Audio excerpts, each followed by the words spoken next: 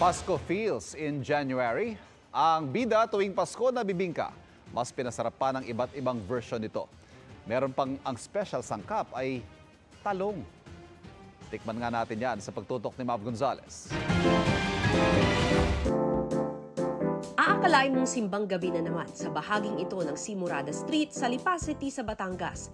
Sakto kasi sa malamig na panahon, nariyan pa rin ang mga katakam-takam na pagkain tuwing Disyembre.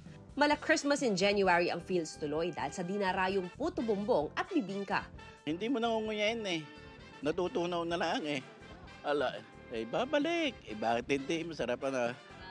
Magsasama pa ako na marami. Busog na nga ang mga mata sa nagagandahang tanawin, busog lalo ang iyong tiyan sa nagsasarapang pagkain.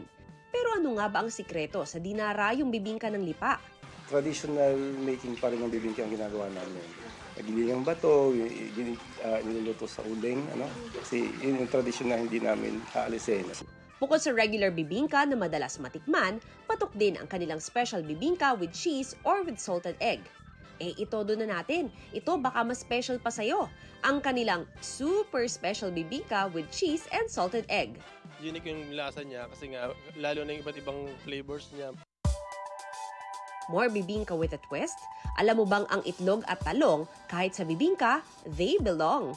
Patunay niyan ang talong bibingka ng Villasis, Pangasinan. Cream niya, kahit na wala na sa bibig mo, nandun pa rin yung linamnam niya. Ihanda na ang mga sangkap at let's get the talong rolling. Paghalu-haluin hanggang makuha ang tamang texture. At talaga namang you can never go wrong with your talong. Para sa GMA Integrated News, Mav Gonzalez, nakatutok, 24 oras. Mga kapuso, patuloy na tumutok sa mga balita. Mag-subscribe sa GMA Integrated News sa YouTube. Sa mga kapuso abroad, samahan niyo kami sa GMA Pinoy TV at www.gmanews.tv.